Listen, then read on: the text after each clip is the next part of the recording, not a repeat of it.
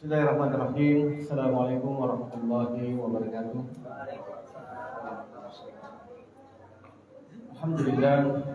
Alhamdulillahilladzi khalaqa rasulahu bil huda wa dinil haqq. Yaitu ala dini kulli wa kafa billahi syahida. Asyhadu an la ilaha illallah, asyhadu anna Muhammadan abduhu wa rasuluh. Allahumma shalli ala sayyidina Muhammad wa ala sayyidina Muhammad. Hadirin jamaah pengajian Lantaran Huda yang insyaallah sama-sama dirahmati oleh Allah Subhanahu wa taala. Pertama-tama marilah kita senantiasa dalam mengucapkan puji dan syukur kepada Allah Subhanahu wa taala di mana di malam hari ini alhamdulillah kita dapat dikumpulkan kembali seperti biasa dalam acara pengajian rutin kita yang dilaksanakan selama setiap 2 minggu sekali. Mudah-mudahan apa yang kita niatkan pada malam hari ini senantiasa mendapatkan ridho dan pahala dan ridho dari Allah Subhanahu wa taala. Amin amin rabbal alamin. Yang kedua, salawat serta salam senantiasa pula tercurahkan kepada Nabi kita Nabi Allah Muhammad sallallahu alaihi wasallam beserta para keluarganya, para sahabatnya dan juga seluruh pengikutnya yang setia hingga akhir zaman. Mudah-mudahan kita yang hadir pada hari ini Allah masukkan ke dalam golongan umat Nabi Muhammad SAW yang senantiasa mendapatkan syafaatnya baik di dunia maupun di akhirat. Amin amin rabbal alamin. Jamaah pengajian Lantaran Huda yang insyaallah dirahmati Allah Subhanahu wa taala, seperti biasa di malam hari ini telah hadir di tengah-tengah kita guru kita bersama, yaitu Al-Mukarram Bapak Kiai Haji Muhammad Uthman Hakim Misai. Insyaallah beliau akan menemani kita sepanjang 20 menit ke depan, dan malam hari ini beliau akan mengangkat tema yang berjudul lelaki hebat di tepi kota, lelaki hebat tanpa nama di tepi kota.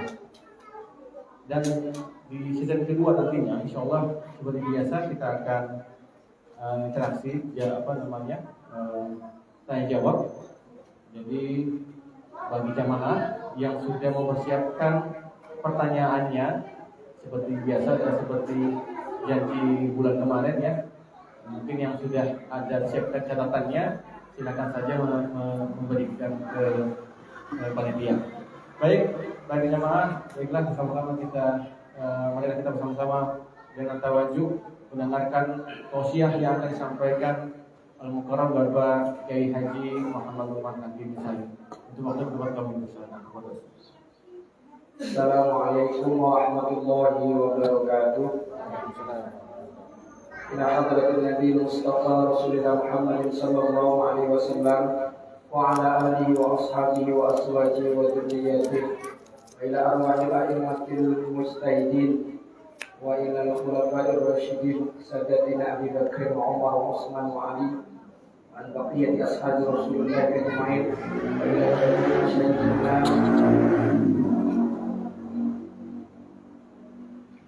wa khususan mu'allif hadal kitab Asy-Syaikh Hamam Zadah rahimahullahu ta'ala. Syaikhul Jalal al-Fatihah. A'udzu billahi minasyaitonir rajim. Bismillahirrahmanirrahim. Alhamdulillahi rabbil alamin arrahmanir rahim maliki yaumiddin. Iyyaka na'budu wa iyyaka nasta'in. Ihdinas siratal mustaqim. صراط الذين أنعمت عليهم غير المغضوب عليهم ولا الضالين آمين.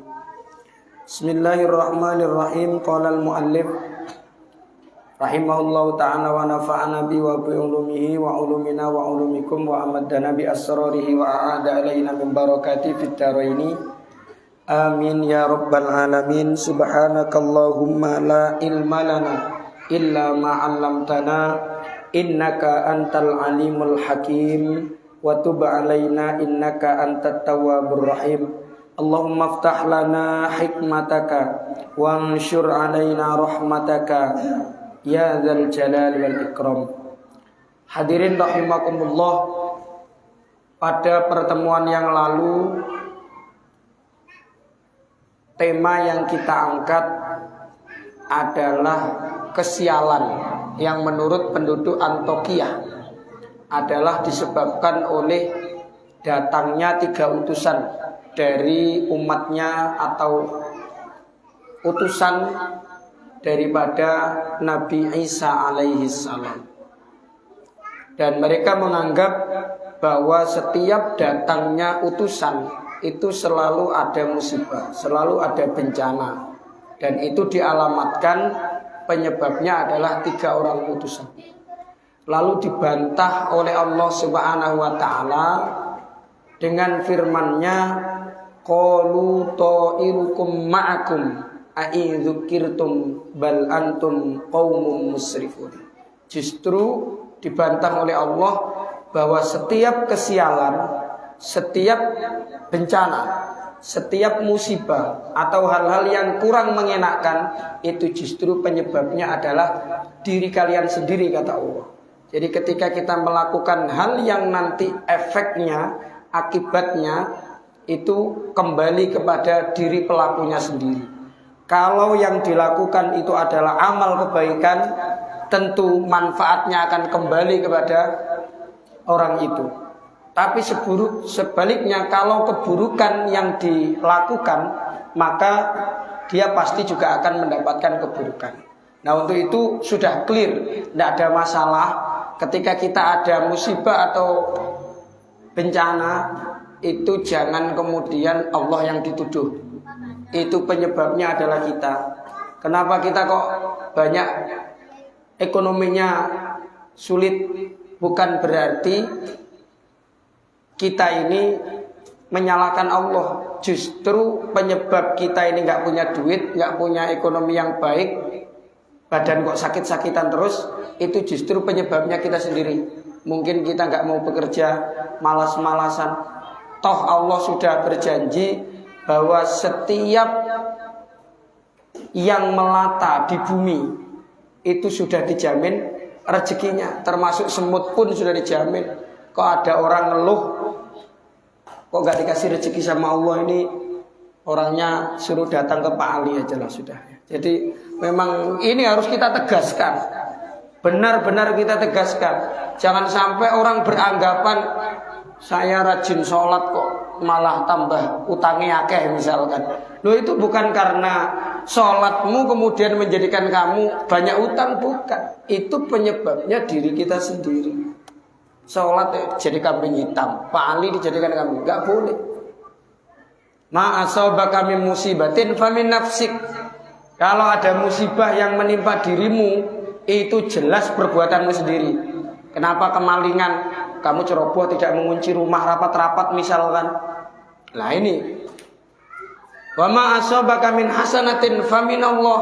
Tapi kalau kamu dapat rezeki, dapat kenikmatan, jangan ngaku bahwa karena kamu bekerja maksimal terus kamu dapat rezeki yang banyak. Bukan, itu datangnya dari Allah. Wes.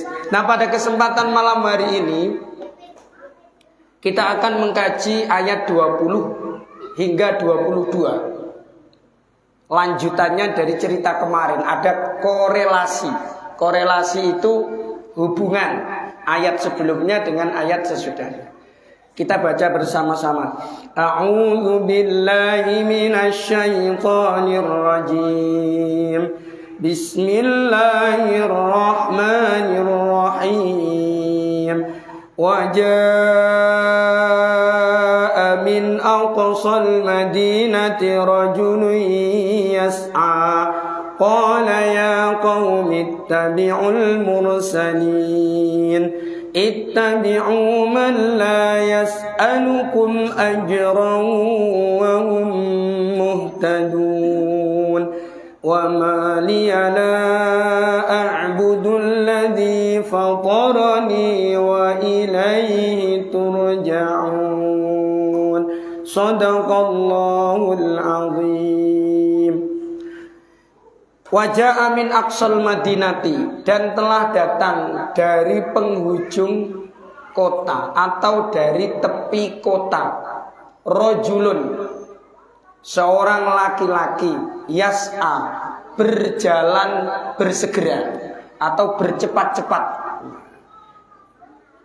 Kenapa berjalannya kok cepat-cepat? Enggak nyantai-nyantai aja seperti Pak Imam nyantai-nyantai, bukan. Ini masalahnya ada kaitannya dengan ayat sebelumnya. Kan pertama kali dua orang utusan ini datang ketemu tokoh masyarakat. Orangnya buta kemarin ya, tua renta-renta, lalu punya anak. Kalau memang kamu orang baik, buktinya mana? Menyembuhkan anaknya kan, ternyata anaknya bisa sembuh. Sampai kemudian ketahuan raja dan lain sebagainya. Lah, orang ini muncul kembali.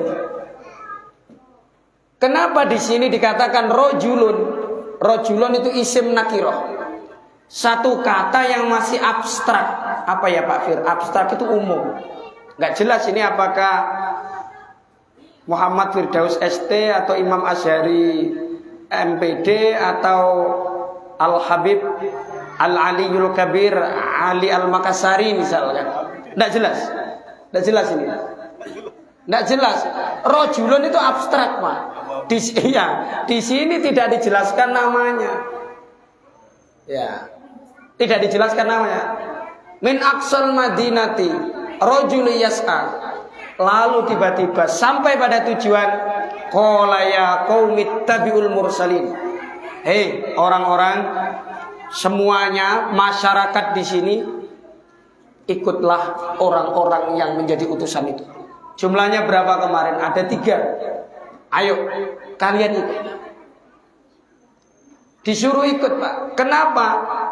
Orang yang datang ini mendengar informasi. Bayangkan, Pak, zaman dulu tanpa HP, tanpa sinyal, itu tahu, Pak. Kenapa hubungan batiniah mereka nyambung? Tanpa HP, tanpa adanya sinyal, masih bisa tertaut. Ya kayak saya lama nggak ketemu Pak Imam itu dirasani ya, diomongin ya Allah lama nggak ketemu. Ya saya menghilang 3 hari tanpa berita di medsos karena memang ada kegiatan. Jadi rasanya itu ada ketertautan antara saya dengan Pak Imam karena kita sering sama, visi misinya sama, pemikirannya sama, kepingin berjuang ramaikan musola, kepingin manajemen masjid. Kalau Pak Ali nggak nyambung sama sekali, biar aja sudah ya. Tapi kalau sama Pak Imam, Pak Fir ini saya nyambung. Ada ketertarikan. Kok lama nggak ngopi nih Ustadz ya? Itu pasti nyambung, Pak Fir. Tadi dihubungi itu saya kerentek ya, lama mau hubungi Pak Fir duluan. Biasanya saya japri kopi begitu biasanya. Ya saya masih di perjalanan. Ini tadi langsung connect. Lah, orang ini kemudian ditafsiri oleh para ahli tafsir namanya Habib Najjar. Habib An-Najjar. Tapi ini pun diragukan kebenarannya apakah namanya juga tafsir Pak Fir ya. Tafsir itu boleh-boleh saja. Dia ada yang mengatakan Habib An-Najjar, ada Habib As-Suro. Ya, Imam As-Sadi ini mengatakan kriteria atau ciri-ciri rojul laki-laki ini kisoron, orangnya pendek. Orangnya pendek. Jadi bukan orang hebat. Makanya temanya tadi lelaki tanpa nama. Ya. Dia memang nggak terkenal sebenarnya, Pak. Kenapa kemudian ditulis rojulun abstrak? Tidak jelas. Tapi dampaknya luar biasa. Jadi intinya bahwa kita itu tidak perlu kemudian menampak-nampakkan saya ini Habib dari Makassar. Makanya nama saya itu Ali Al-Makassari. Bahkan kadang-kadang itu ditulis Daeng begitu ya. Oh berarti ini orang Makassar begitu ya. Jadi nggak perlu Pak Imam sebenarnya publikasi berlebih-lebihan. Ini rojulun loh Pak. Tapi dampaknya Ustaz luar biasa. Oh, enggak perlu menampakkan dia. Bahkan Allah merahasiakan, diumumkan, dibuat abstrak, itu cuma rojul. Kenapa Allah enggak langsung sebut aja? Banyak Al-Quran itu menyebut orang-orang seperti Uzair, Luqman dan lain sebagainya disebut. Bukan berarti orang ini enggak punya kehebatan seperti yang madhkurun fil Quran, seperti yang telah disebut Al-Quran. Enggak. Dia orangnya pendek, kata Imam As-Sadi. Wa qala Wahab bin Munabbih kana rajulan ya'malul harir. Wahab bin Munabbih menafsiri rajulun yang dimaksud adalah tukang tenun, penjahit, Pak. Bayangin. Jadi status enggak penting, Pak. Kamu mau SHI, MSI enggak penting. Ini orang tukang tenun, Pak. Wis gak dianggap, Pak. Wa kana manziluhu inda aqsababin min abwabil Madinah. Rumahnya di tepi pinggiran kota. Kemudian dia ini dza shadaqatin, orang yang gemar bersedekah.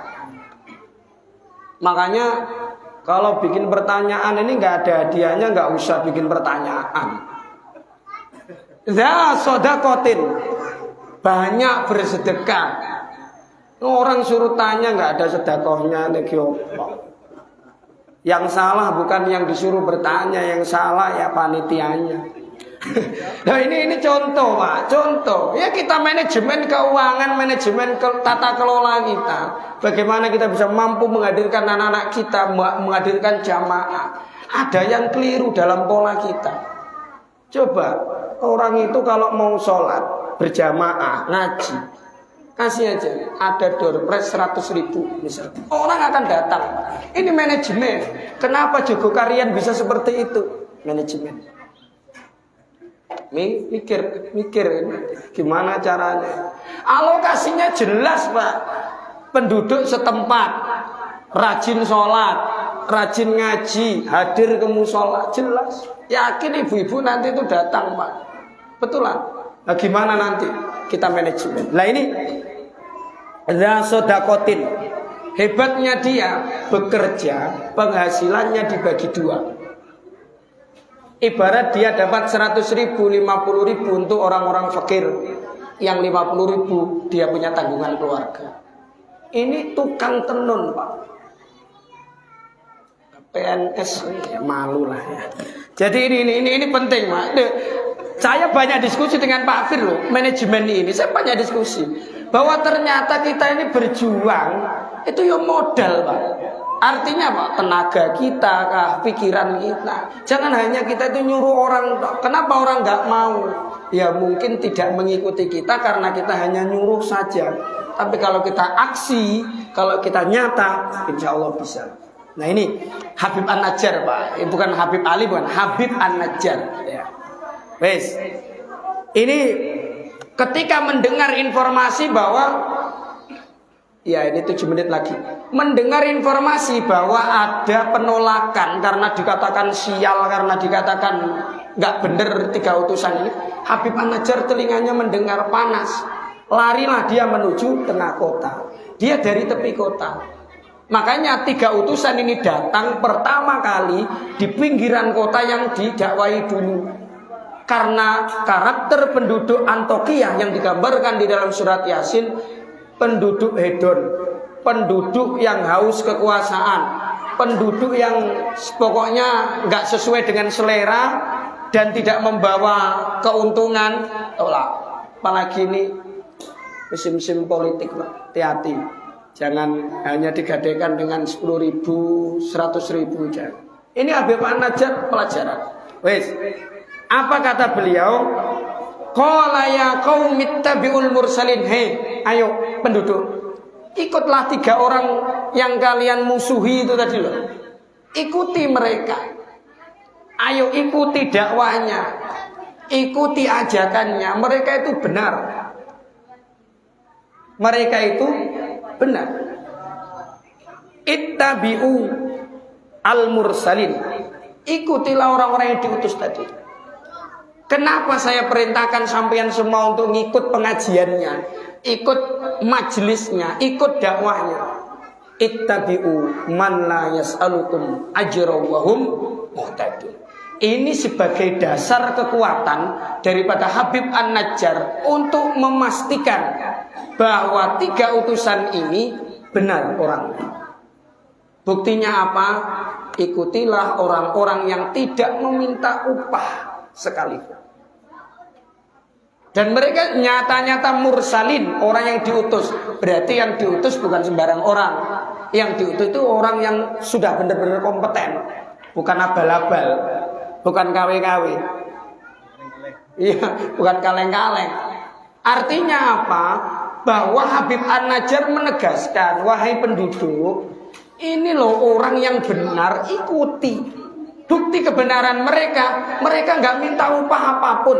Asal kamu datang aja, asal kamu ikut ajakannya, asal kamu mau mentauhidkan Allah, mereka itu sudah puas. Tidak ada orientasi apapun. Kasarannya omong, 3 utusan berdakwah tanpa pamrih. Kenapa Allah sebutkan ini? Ini menurut para ahli tafsir bahwa ini adalah kata-kata sindiran yang Allah berikan kepada mereka penduduk Antioquia yang hidupnya selalu pamrih.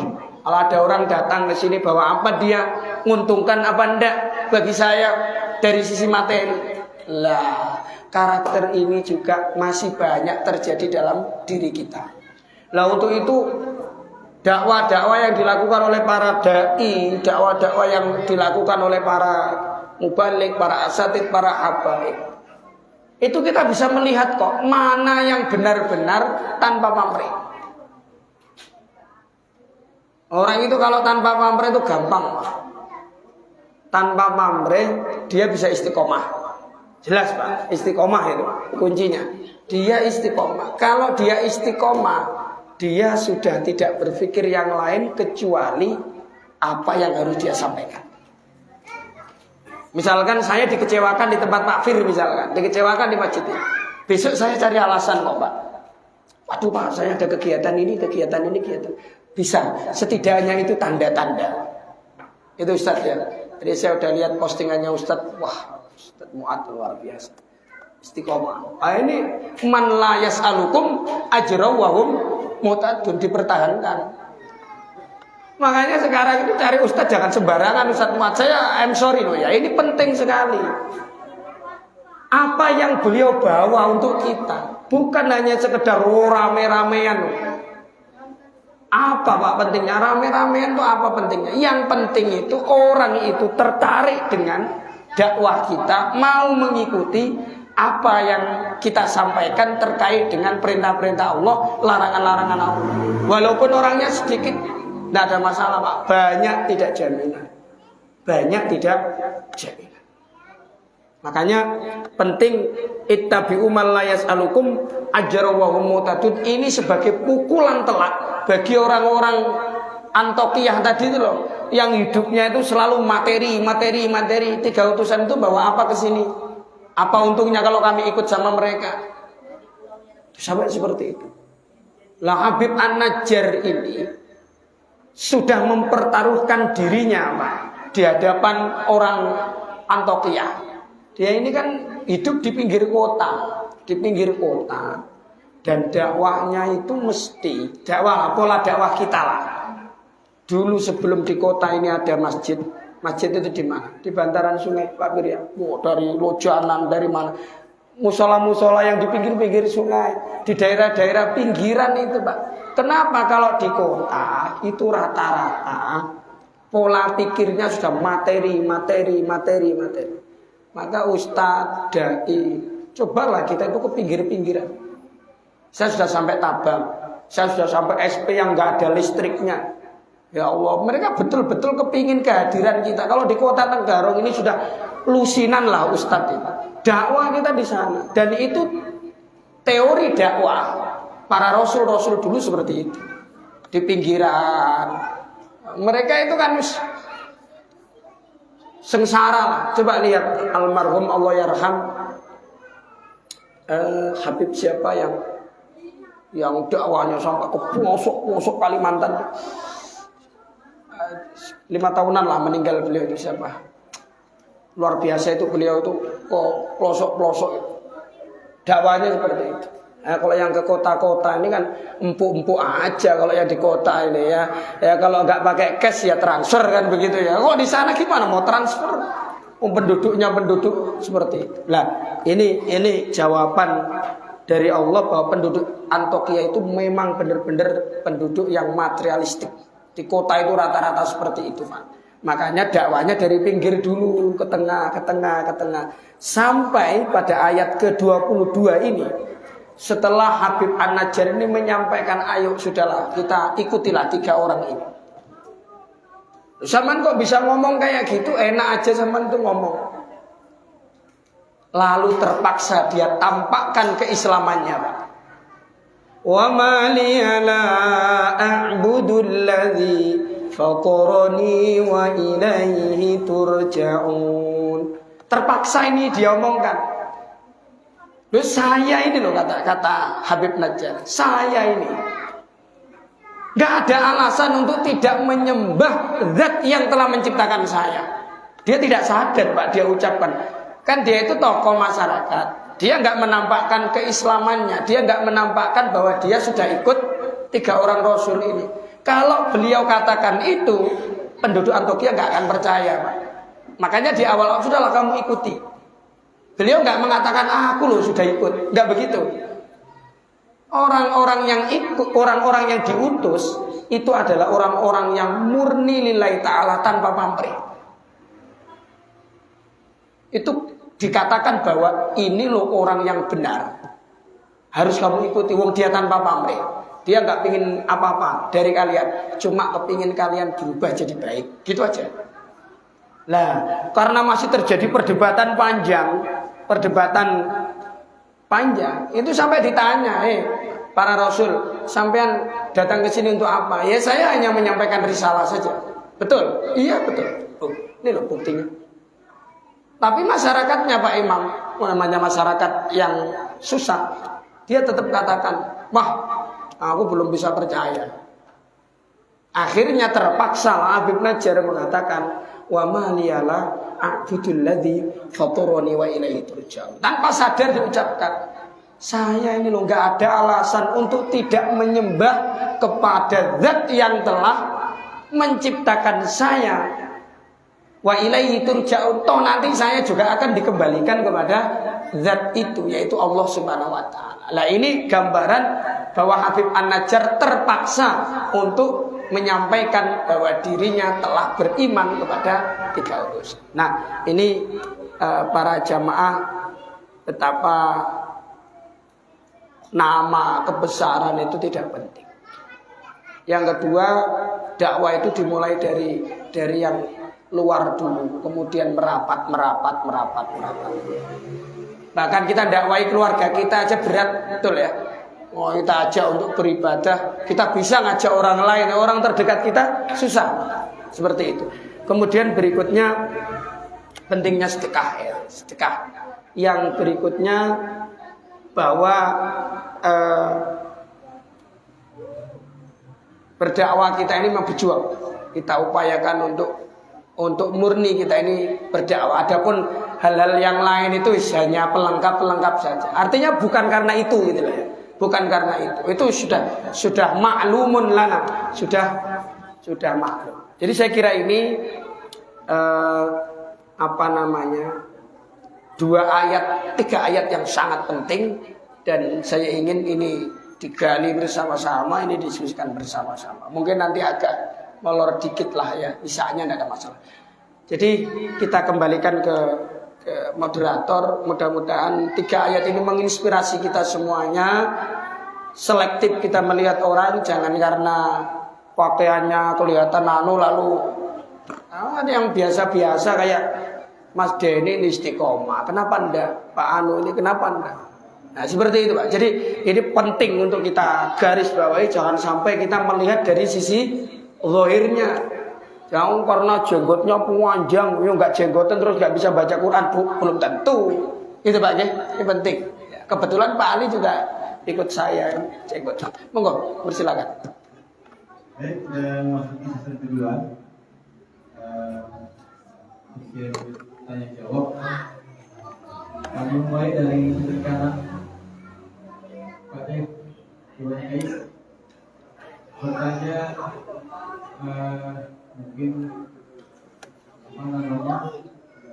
materi yang sebelumnya kan. Ustaz, Monggo, silakan.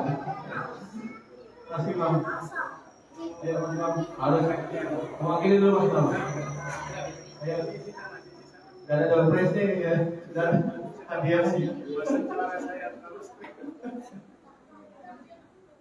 Pak Ketua. Mana Pak Ketua? Oke. yang sebelumnya mungkin bisa. Monggo, silakan. Monggo.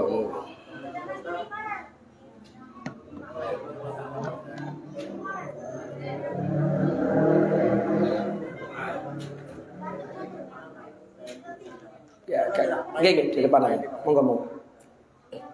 Masalahnya dengan Pak Seto. Oke, jangan. Biar bisa dijelasin. Ini terjadi perceraian, ya kan?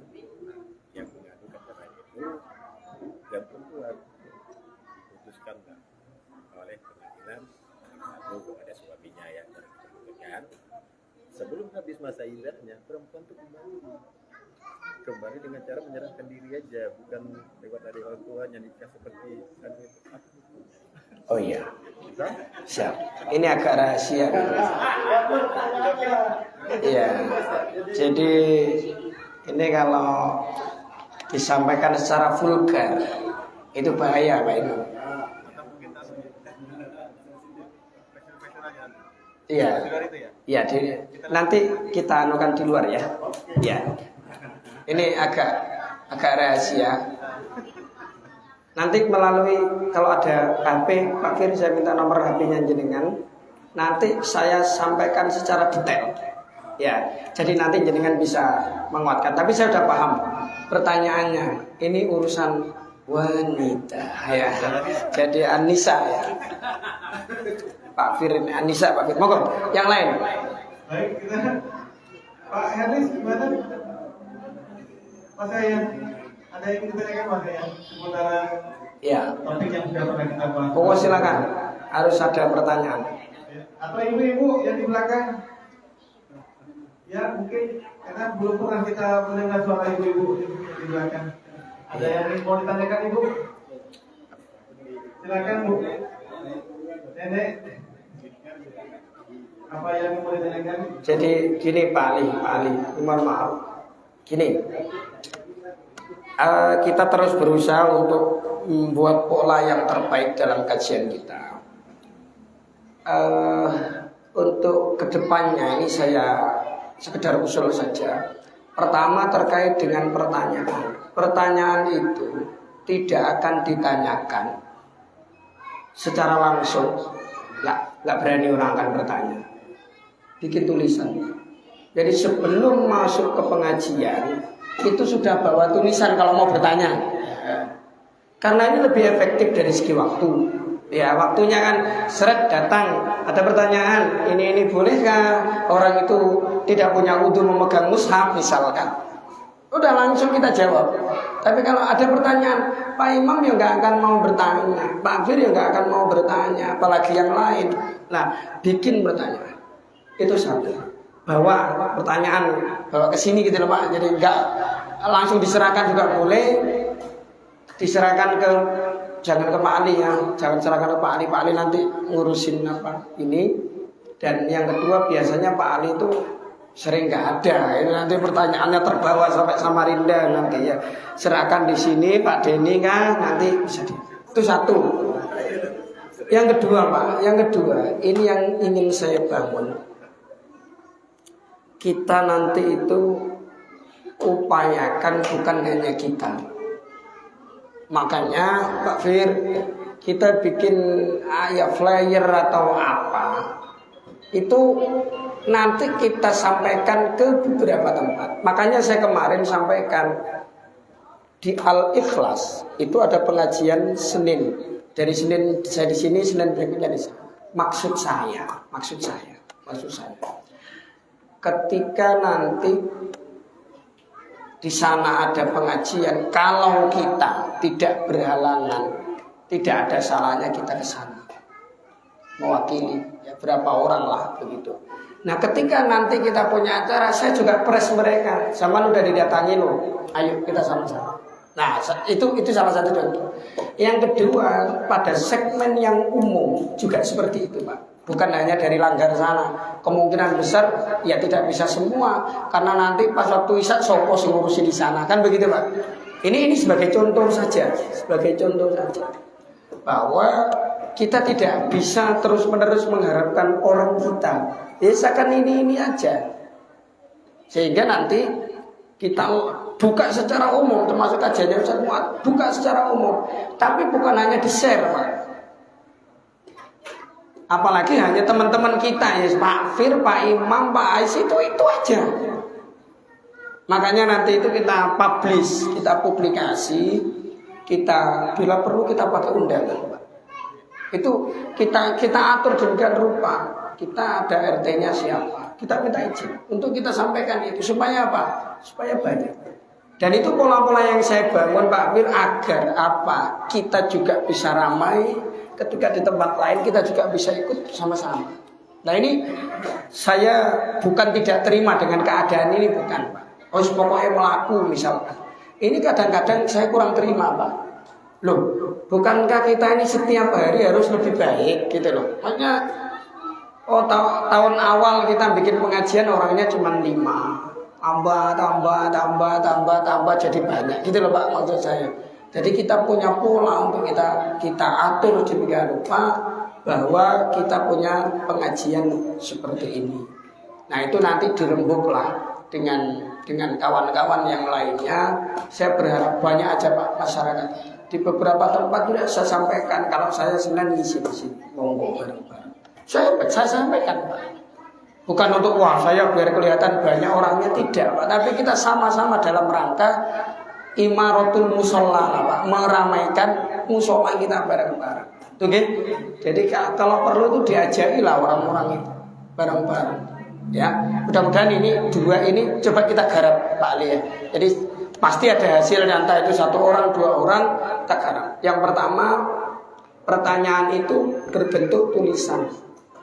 Ya supaya lebih efisien. Mungkin malu Pak atau nggak sempat berpikir saat itu. Tapi nanti kalau sudah diinfokan, insya Allah nanti ada pertanyaan. Mungkin awalnya orangnya nggak bisa hadir, nggak apa-apa. Ada pertanyaan dari, nah orangnya datang, misalkan nggak datang, nggak apa-apa, kita sampaikan. Nanti lama-lama dia juga bakal. Yang kedua, kita sampaikan ke orang-orang untuk kita bareng. Entahlah nanti magnetnya apa terserah Pak Ali lah nanti dibikin. Sambil ngopi mungkin Pak Fir ya kita diskusi.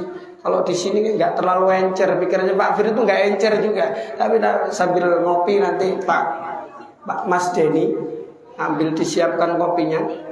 Jangan setelah pengajian baru ada kopinya, nanti lambat, nanti orang-orang pada pulangan. Siapkan kopinya dulu, nah, baru kita bawa kopinya. Setelah selesai sholat sudah tersedia. Nah, seperti itu.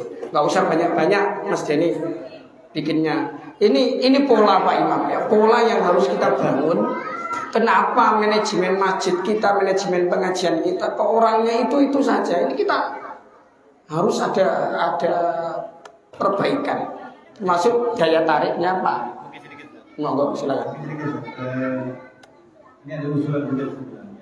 Belum kita mau melaksanakan, tapi ada niatan kalau nanti mungkin lebih efektif kalau kita bisa buat namanya KPK, himpunan pengajar keliling. Jadi pengajar keliling ini anggotanya setiap langkah-langkah yang ada di negara ini. Jadi di situ nanti akan ada tausiah yang secara kontinu, baik yang mungkin bisa sampaikan tadi itu. Jadi nanti itu untuk mengantisipasi seperti jawab-jawab yang kurang. Yeah. Nanti kalau semuanya ada namanya kami silang atau subsidi gitu. Yang bisa sampaikan. Ya, kalau dari masjid ke masjid itu kita harus lepas waktu, Pak. Kalau habis maghrib nggak bisa. Misalkan Al-Ikhlas misalkan ya, atau An-Nur atau An-Nahdiyah misalkan. Kita terbatasi dengan waktu. Kalau melibatkan musola lain, mereka yang jamaah itu akan meninggalkan tempatnya. Ini nggak mungkin. Kalau polanya seperti itu, Pak. Pasti nanti kita nyari waktu yang tidak terikat waktu sholat. Misal ba'da isya misalkan, nanti dibatasi sampai maksimal 9:30 misalkan. Itu baru bisa. Kita bisa keliling gitu Pak. Kemarin sempat saya kaji bersama teman-teman, nggak jauh Pak. Al-Muttaqin, Al-Madani, Al-Ikhlas, An-Nur yang langgar kecil itu, sama An-Nahdiyah. Ini aja Pak. Sekitaran ini loh. Kemarin saya coba diskusi dengan rencananya mau datangi Pak RT untuk Ya untuk bisa saling anu. Kita sudah harus kita bangun pola ini Pak. Gak bisa kita biarkan seperti ini itu. Lah nanti kalau jumlahnya cuma 6 kan gak terlalu anu Pak Ali. Artinya lebih enak nanti.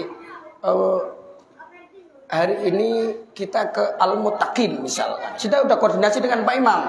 Nanti kita giring jamaah kita ke sana. Dan itu bila perlu ya kita sampaikan, kita sudah didatangi, monggo lah kita saling mengisi gitu. Itu pola yang bagus. Tapi mungkin tidak bisa ba'da maghrib Pak. Iya, karena nanti pasti wah saya nggak bisa ninggalin musola Pak nanti. Nah ini. Tapi kalau ba'da isya, boleh itu nanti dikelola antara musola terdekat aja Pak, jangan jauh-jauh. Sehingga itu nanti ya keruk. Iya, paling tidak saya megang 4 ya. Di sini Al-Huda, Al-Ikhlas, An-Nur, An-Nahdiyah. Ya memang An-Nahdiyah nggak terlalu banyak, tapi saya megang inilah. Nanti di Al-Muttaqin ada Pak Imam, nanti di Al-Madani nanti kita sampaikan Pak RT juga bisa. Dan itu saya kira akan luar biasa itu. Itu luar biasa. Yaitu kita rembuk, kita kumpulan lah atau pengurus-pengurusnya sambil ngopi lah gimana caranya agar supaya kita kadang gregetan Pak kita. Iya, kita gregetan itu apa? Memfungsikan masjid ini tidak hanya untuk jamaah 5 waktu aja, dan ketika kita jamaah 5 waktu kadang-kadang juga kurang greget lah. Siapa tahu dengan kegiatan-kegiatan itu mereka kemudian mendapatkan asupan pengetahuan, akhirnya mereka terbiasa untuk pentingnya sholat jamaah misalnya. Saya kira itu Pak Ali nanti kita godok bersama-sama. Mungkin prosesnya agak panjang itu. Yang jelas pada pertemuan selanjutnya kita upayakan pertanyaan itu pertanyaan itu ada gitu. Pakai kertas saja Pak Imam ya. Nanti supaya kita lebih efisien. Saya kira itu. Terima kasih. Mudah-mudahan ada manfaatnya Pak Ali. Nggih. Oh Pak. Iya. Oke.